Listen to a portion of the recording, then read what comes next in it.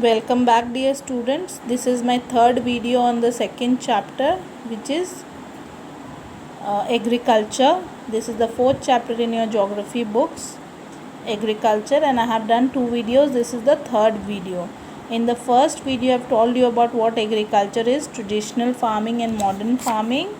And in the second video, I have dealt about the types of agricultural practices. And in the third video, I am going to deal about subsistence farming. What is subsistence farming? In a short, we have done it. So let us do it in detail now. So we have discussed briefly that subsistence farming is the practice of small scale agriculture and is meant for direct consumption of crops by small communities. You remember the people who live in the village, they have a small patch of land, so they just grow crops there or domesticate livestock so that they can supply their own needs, consume the crops by their own people, individual or small families, or maybe the whole village. Okay, so that is subsistence farming. And if ever there is surplus of food, it might be sold, but that is not very common. Suppose there is a little bit surplus, then they sell it and they get some money out of it, but not profits. Okay, farmers in subsistence farming are highly dependent on animal power. Here the farmers use simple tools to prepare the land for farming, such as in weeding and at harvesting seeds. Seeds come from the previous harvest. As a result, they might not be very fertile. Hence, to increase the produce, farmers at times use animal manures and ashes. So in this, see, because they are not very rich or they are not very able. So what do they use? They use small farmers like bullock carts. So they are very dependent on the animals for ploughing the field. And the same harvest that they have cut, the crops that they have cut, from that they take out some favorable seeds and again resow it for the next harvest. But they cannot be very good, but this is the process that they follow. Hence, to increase the produce, farmers at times use animal manures and ashes. Animal manures may be cow dung or some ashes of plants, leftover plants. So these are used as manures or fertilizers. They are not aware of scientific methods like crop rotation. This is very common practice in East, South and Southeast Asia, where population densities are high and land is limited. So India can be one of the examples where the population is very high and you have less crops due to industrialization, due to other factors.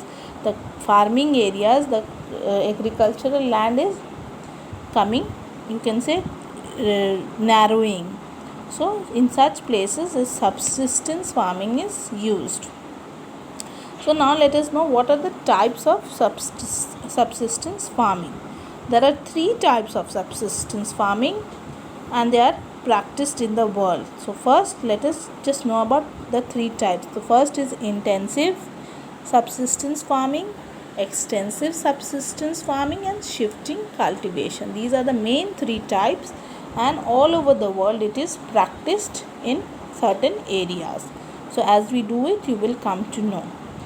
This is a traditional form of subsistence farming, intensive, where small areas, you have done it in your brief, that small area of land is used to give high output, right? And it is done in thickly populated areas.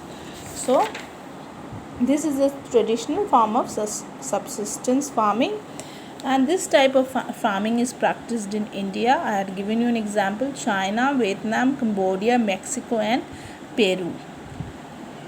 You can be asked a question, give an example of subsistence farming where intensive subsistence farming is done.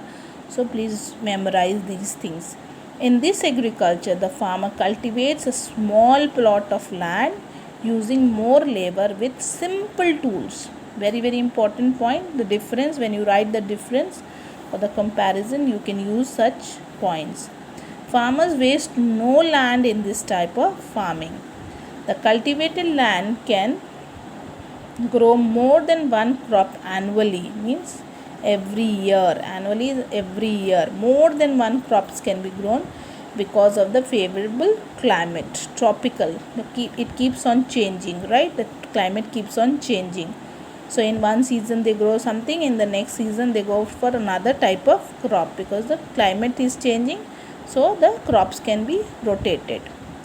Intensive subsistence agriculture also utilizes manures as fertilizers and uses simple irrigation system. Irrigation is how you water the plants, right?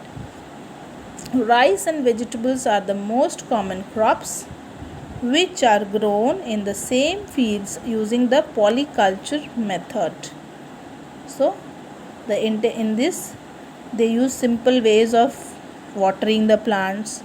Simple way, the manures are used as fertilizers, and the polyculture method is used. So now let us move to extensive subsistence farming.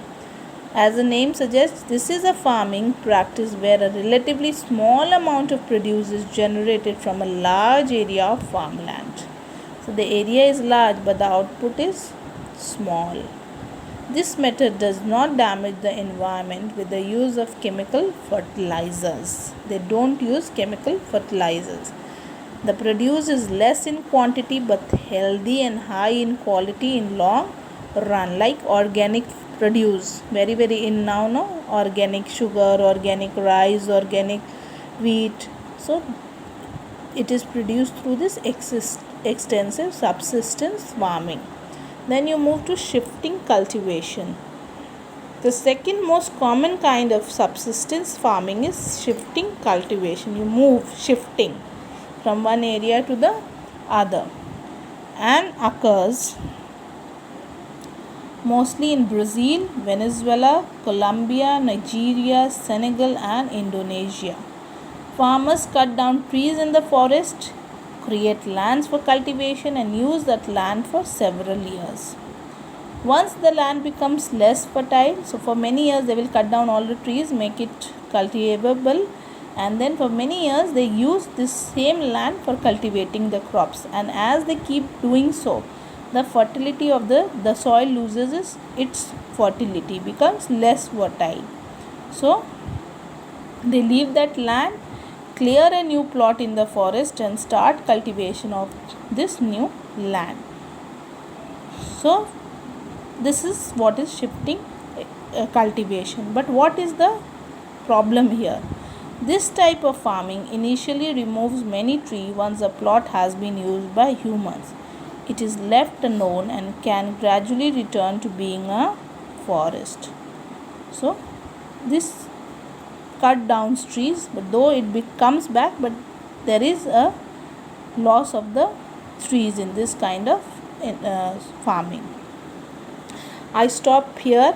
In the next video I am going to deal about the food crops. Thank you.